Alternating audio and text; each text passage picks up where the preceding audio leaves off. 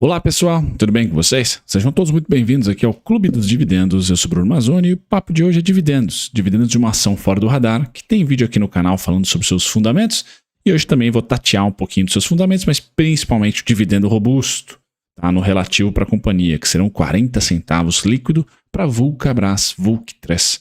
Então a gente vai comentar sobre a companhia, os dividendos por ação, os múltiplos, o preço teto, a tese de investimento, muito aqui conectada com o momento, o cenário atual, tá? E também com algumas melhorias de infraestrutura da companhia, tá? Vamos falar sobre a receita líquida, vamos falar também sobre o mercado interno e externo, alavancagem dívida, múltiplos de valuation e vamos terminar com análise técnica. Certo, pessoal? Um resumão para vocês aqui pré-feriado, ela que vai ter data corte pós-feriado, dia 13. Então anote na agenda, se você está caçando dividendos, temos sexta-feira um bom dividendo para se olhar, certo? No mais, disclaimer na tela, sejam todos muito bem-vindos aqui ao Clube dos Dividendos. Eu sou Bruno Mazzoni, pessoal, analista, CNPI técnico, e hoje vamos comentar de uma empresa small cap, fora do radar, que vai pagar dividendos, mas nem sempre falo sobre dividendos aqui. Então, se você tem uma sugestão, uma empresa, aí já deixa um comentário para mim dizendo, Bruno, analisa tal empresa que a gente vai atrás. Bom, vamos lá, pessoal. Então, quais são os valores, as datas? Tá? O valor é 40 centavos líquido, tá? Porque é um dividendo.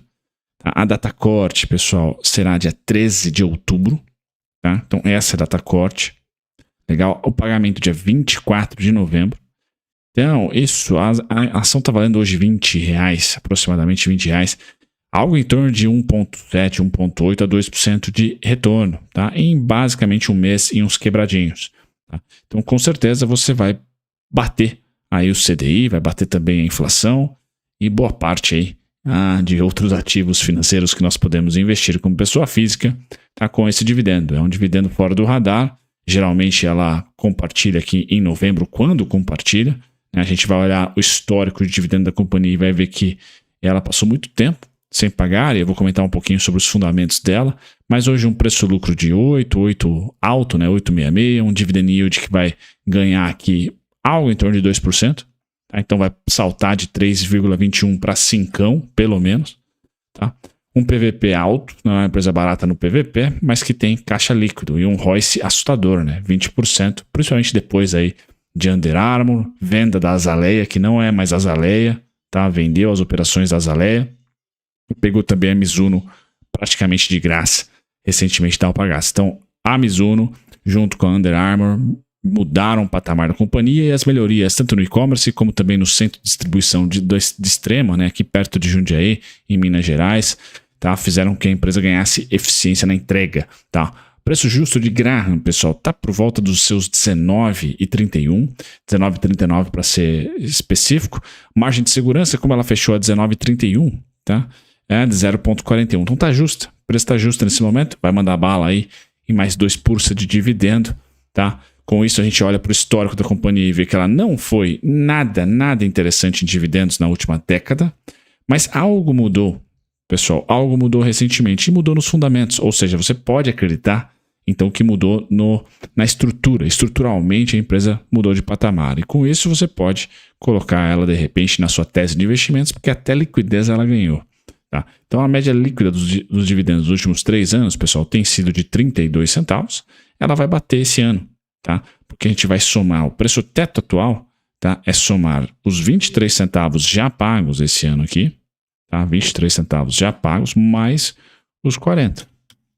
E aí, se você é um barciniano, ali tira aquele 6%, ou seja, no mínimo, nos próximos 12 meses, você, para ter atratividade no investimento, espera 6% de retorno, tá? Logo, a gente divide isso por 6 e vamos ter ali R$10,50. A companhia hoje está ao dobro, então não tem ali uma atratividade no preço teto, tá, de dividendos, mas é uma companhia, pessoal, vamos lá, a tese de investimento, puxar um pouco da sardinha aqui para a Vulca, tá? Acho que a gente divide em duas teses, né? A primeira tese, gestão de marcas, tá? E essas marcas predominantemente esportivas, as demais marcas que não são esportivas têm a própria, né? Que é a Vulcabras, tá certo? As botas ali, Vulcabras, tá? Mas geralmente ela vai fazer gestão de outras marcas, vai adquirir os direitos, os naming rights, aquela coisa toda, tá? Eu, Bruno Mazzoni, que fui jogador de basquete, tenho um apelo emocional muito por essa época aqui, tá? Porque aqui em Jundiaí nós tínhamos não só a indústria, Vulcabras, mas também uma loja de fábrica da Vulcabras, muito conectada com a Reebok.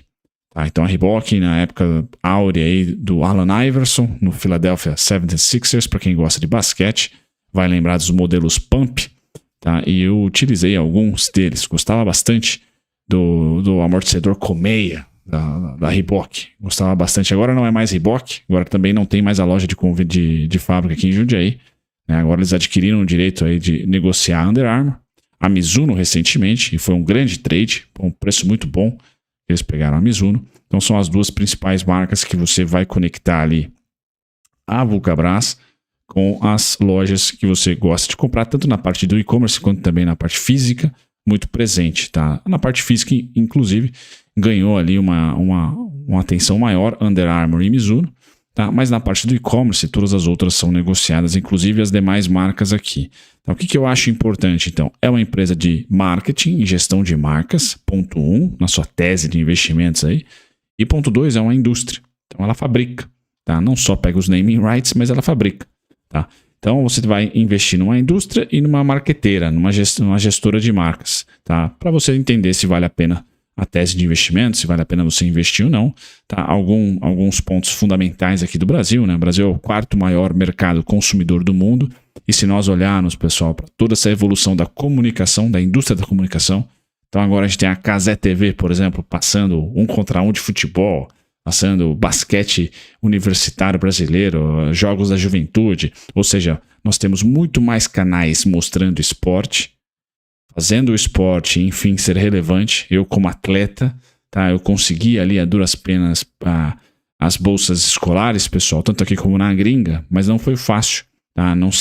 Eu não era muito exposto, principalmente aqui no Brasil, então tinha que conseguir ali por realmente você está disputando em um clube fechado, né? Não necessariamente na escola, etc. Ou seja, a comunicação era muito pouca, né? E a relevância era muito pequena. E já sempre houve, né, na verdade, um consumo muito grande de sapatos, pessoal, de tênis, tá? De tênis, tá? Esportivos. E eu acho que só tende a aumentar. E é uma demanda inelástica para a Vulcabras, pessoal, porque eu também não comentei aqui, né? Temos a Olímpicos.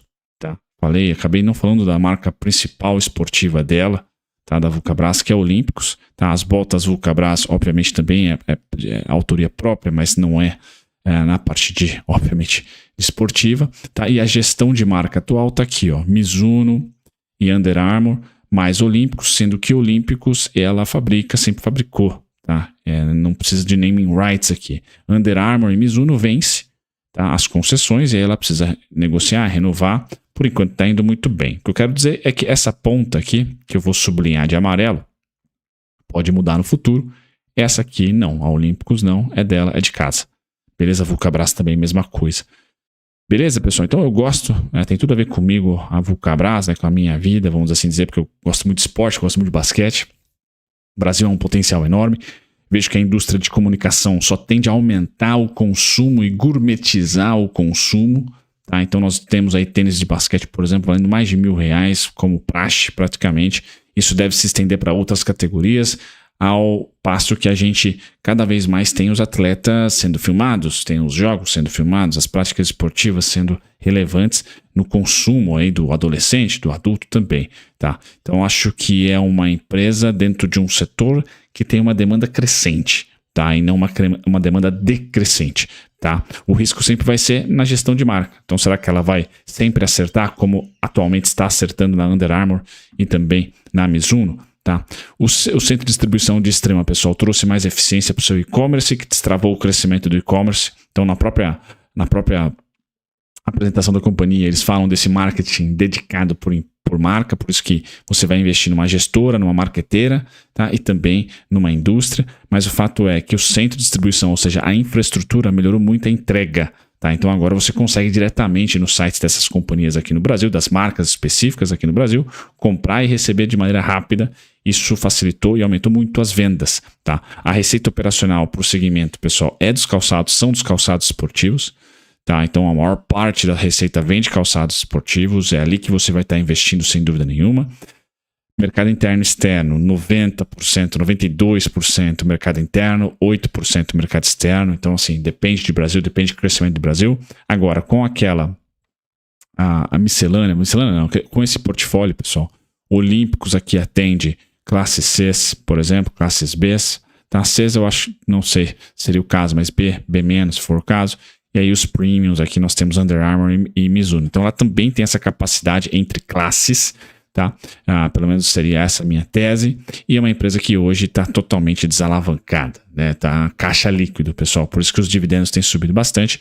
A gente não tem aqui uma alavancagem na companhia.